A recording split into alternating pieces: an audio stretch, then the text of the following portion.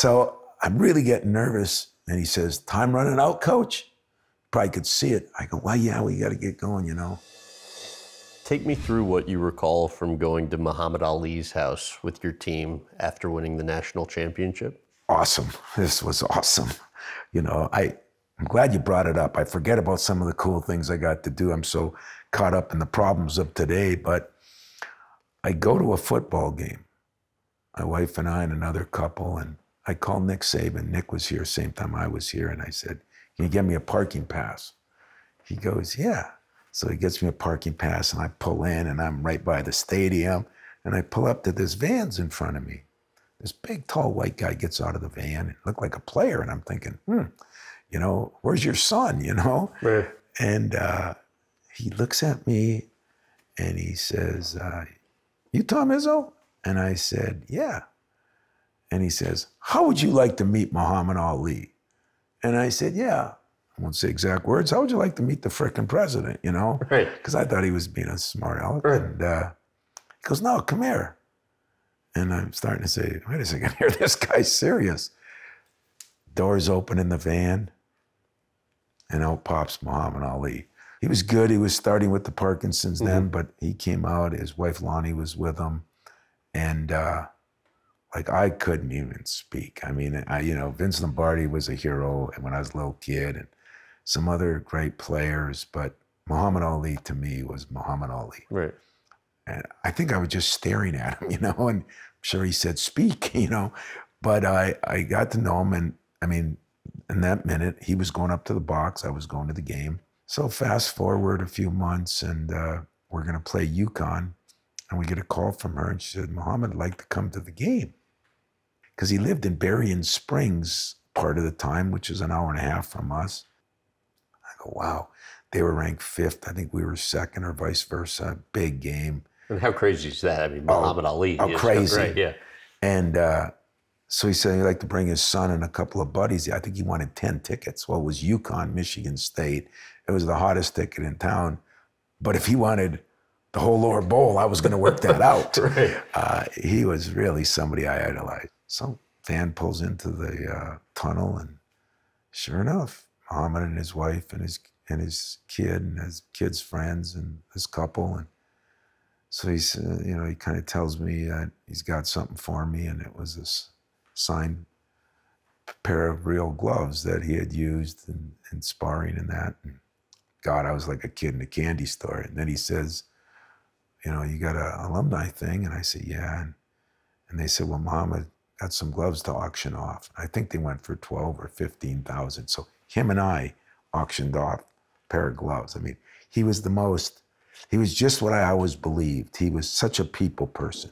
So now he says, I wanted to talk to my team before the game. I was hoping after the game, you know? So it was before the game.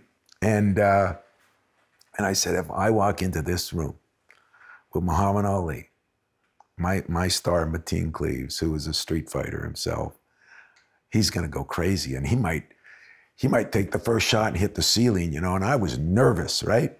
So he gets in there, he starts doing it jokes. And then he starts doing his levitation stuff. You know, he was very good at it. And I'm sitting there like this, and those guys, I mean, they didn't know if we were playing, it didn't matter. If we were playing a national championship game, those guys were just homed in on Muhammad. And I'm telling myself, God, I'm gonna speak here. We're gonna be on the floor. You know, I'm getting nervous. How do I tell him, oh, man, we gotta go, you know? Right. So I'm really getting nervous. And he says, time running out, coach? Probably could see it. I go, well, yeah, we gotta get going, you know? And he gave a speech for about 2 minutes about what it's like to be a champion. I swear to God, my guys did not run out. They did not float out. They flew out of that locker room. We were ahead, if you check the score, I think it was 51-17 at halftime. And my poor fans thought it was a great pregame speech by me. And it was Muhammad. So they introduced him at halftime, and he sat up in my wife's box. I said, I got security for you up in my wife's box. I don't want any security. I don't want security. So I found out that it was 51-19 or 17. And the second half, people were trying to come up to the window and say, you know, and he told the cop, he says, get a table. He sat out there and signed autographs, and kind of hard for him at the time, and he signed autographs the whole second half. He had a line around the place. And then he said he wanted to come down to the locker room after the game, and then he wanted to meet the parents. Took pictures. I mean, he taught me humility. I mean, if that guy could be like he was, it was, oh my God, it was, you can tell, I'm still choked up about it. You know, then we go on and win the national championship, and we get an invite to his house for his son's birthday. So we take the bus and we go down there, and supposedly it was El Capone's old house. It was an old farmhouse. He had a real nice office, and he had a real nice workout place. And he had a ring in there and all of his, you know, massage tables. And then he had all these posters up of some of his greatest fights, you know, Sonny Liston and all those. And I just walked around like this. And then he decided he'd spar with each member of the team for a short period of time. And he was, you know, starting to lose some of his stuff. And his wife was so excited. She said the doctors have been trying to get him to do this. And so the first couple guys, you know, he was just sparring a little bit. And then all of a sudden the shuffle started. And she goes, oh, this is awesome, Coach. Oh, he did tell me it was an amazing encounter for him, which I would love to have had an experience like that, because when people are good for so long, you always appreciate the quality of their work and what sort of made them be who they are. So for Tom to have that experience, I think, was very enlightening for him.